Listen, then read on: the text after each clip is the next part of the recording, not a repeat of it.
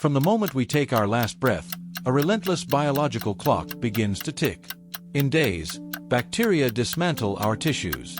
In months, we are reduced to bone. In years, nothing but dust remains. It is an ironclad law of nature. Everything that lives must rot. But tucked away in quiet chapels across the world lie bodies that completely broke that law. For centuries, the bodies of certain individuals, like Saint Bernadette of Lourdes or Saint Francis Xavier, have refused to decay.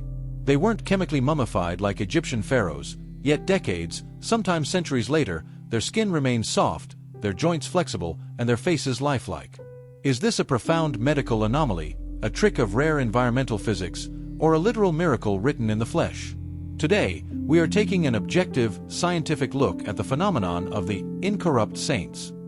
We will dissect what happens to a body after death, contrast true incorruptibility with artificial embalming, uncover the cases that science successfully debunked, and explore why ancient texts predicted this exact mystery. In the natural order of our universe, death is immediately followed by reclamation. Within mere hours of a person's last breath, a biological process called autolysis begins. Deprived of oxygen, cells rupture, releasing enzymes that begin to consume the body from the inside out. Within days, microbes and bacteria multiply exponentially, breaking down tissues in a process known as putrefaction. After months, soft tissues completely disappear. After years, all that remains of a human being is a fragile skeleton, eventually returning to dust. This is the universal law of biology. Except, occasionally, history presents us with baffling anomalies.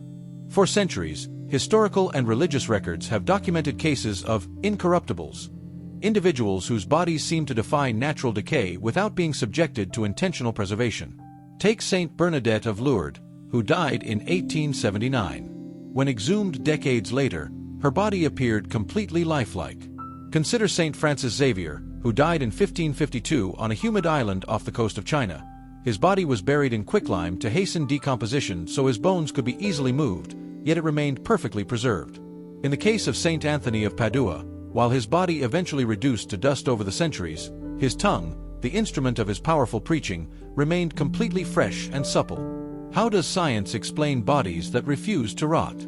To understand this mystery, we must contrast it with artificial preservation. Human history is full of mummies, from ancient Egypt to modern state leaders.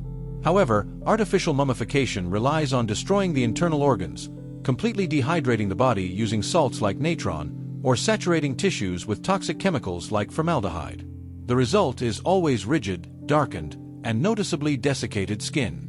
True incorruptibility presents a stark contrast.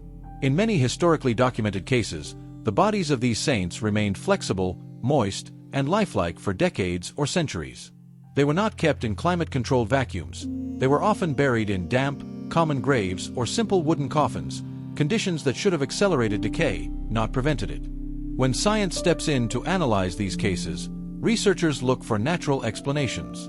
There are specific environmental conditions that can halt decomposition. Saponification, for instance, occurs in cold, damp, and alkaline environments, turning body fat into a hard, soap-like substance called adipocere.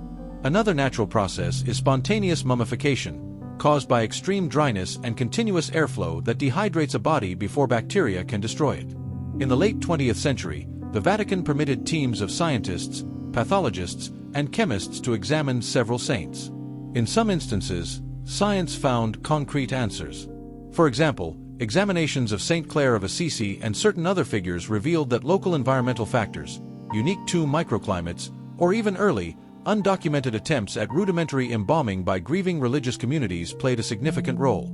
Science successfully demystified parts of the phenomenon, proving that some cases were the result of rare but entirely natural preservation. It is also vital to separate myth from reality. Skeptics rightly point out that many incorrupt saints seen today in European churches appear too perfect. The truth is often more nuanced. For example, when Saint Bernadette was exhumed for the third time in 1925, her face had slightly discolored due to exposure to the air during previous exhumations.